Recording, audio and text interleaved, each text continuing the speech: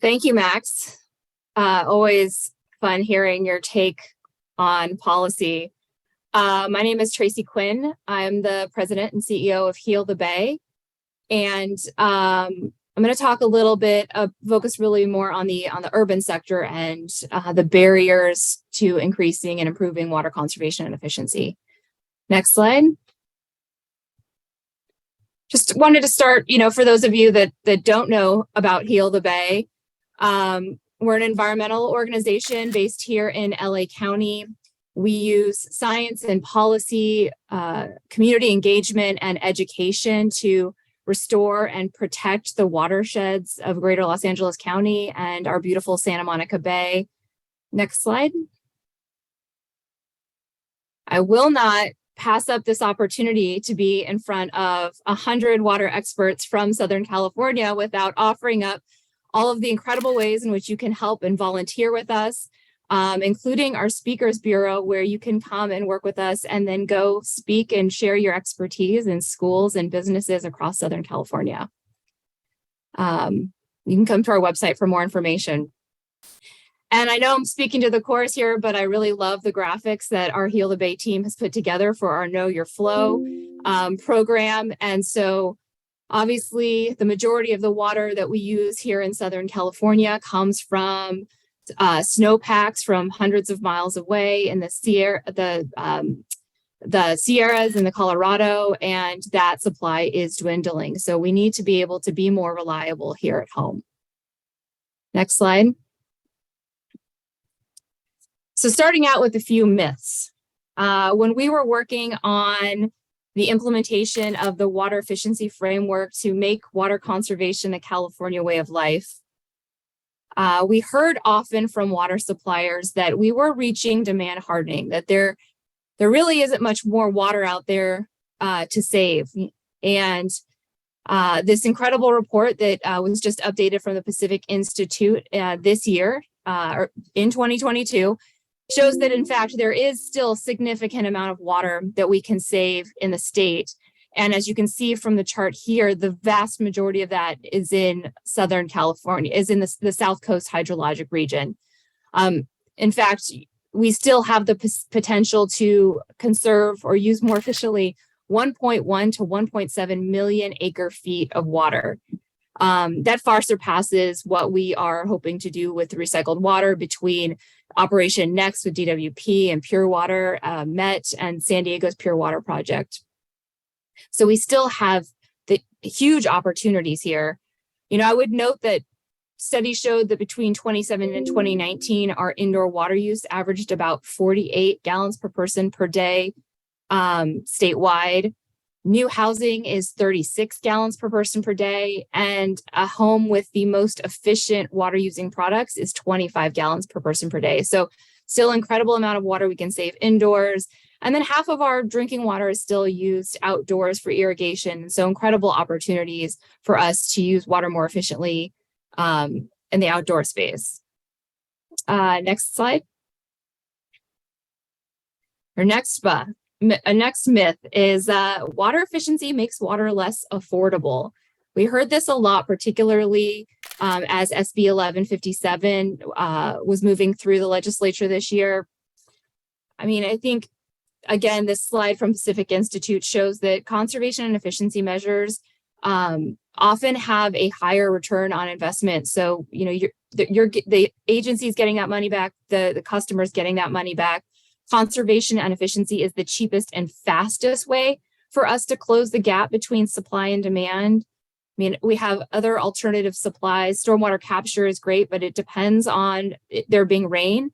Luckily, stormwater capture also has a myriad of other benefits, from reducing pollution to reducing the impacts of extreme heat and creating green space in park-poor communities. Recycled water can take 15, 25 years to get through the process to actually start producing that water. And obviously, we're still waiting for the direct potable reuse standards so that we can use it more efficiently and put it into our existing systems. And desal, it's expensive, energy intensive, environmentally damaging, and really should just be our last resort. Next slide. Oh, I would just say before moving on, understanding efficient water use and demand trends means that we can delay investments in new supplies or build smaller facilities, which will contribute to water being more affordable in the long run. The next myth is if you recycle, you shouldn't have to use water efficiently.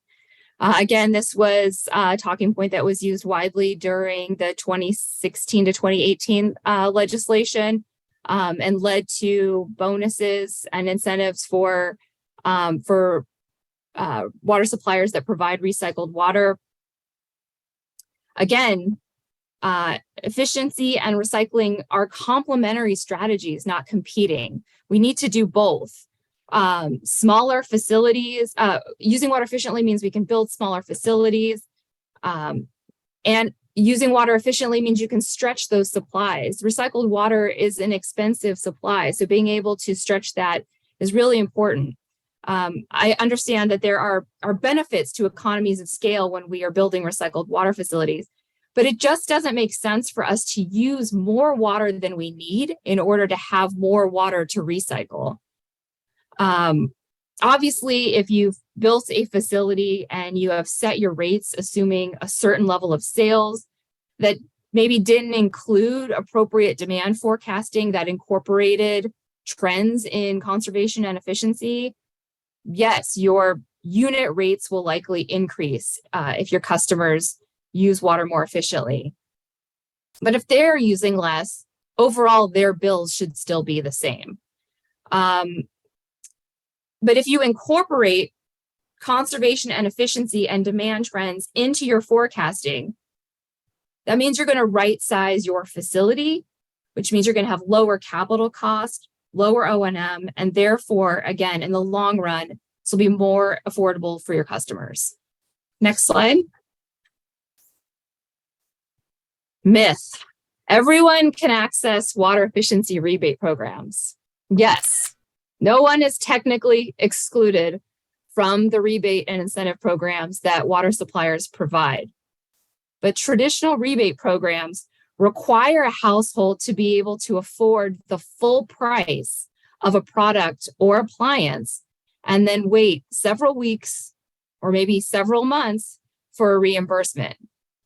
That's simply not tenable for low-income households. Although low-income customers often use less water than their higher-income neighbors, it's also more common that they have older, less efficient plumbing fixtures and appliances. So there is still significant capacity for additional water savings in those households. It's important that we have programs that everyone can access to use water more efficiently. Next slide. And myth. Water agencies can't have programs for low-income households.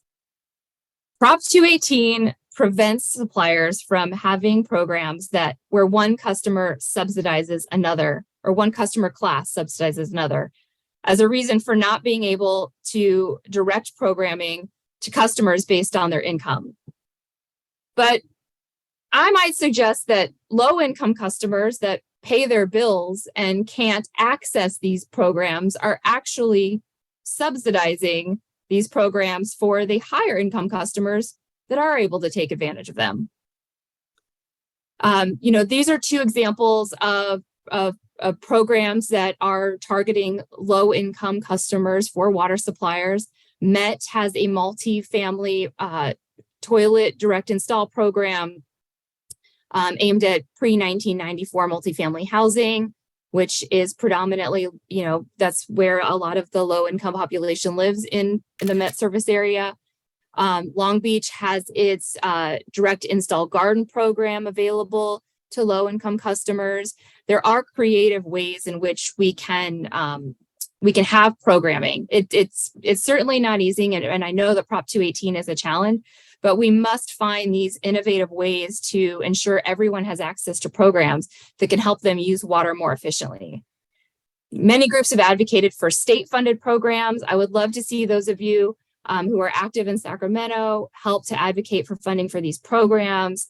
And some cities have found really innovative ways to get around Prop 218, and some water suppliers as well. Ultimately, the biggest barrier that I see to doing more conservation and efficiency is the fact that we have tied our revenues to the sale of water, and that our conservation budgets often come from revenues. To get around this, we really need to think about conservation and efficiency as a new supply and fund it just like we fund infrastructure. We need to capitalize those costs. These are programs that can be done, that are competitive, and actually far exceeding the ROI on, traditional alternative supplies like recycled water. In Las Vegas, they issue bond funding for their conservation programs. I believe there are there are water suppliers here in California, like East Bay Mud, that are doing the same. Conservation is,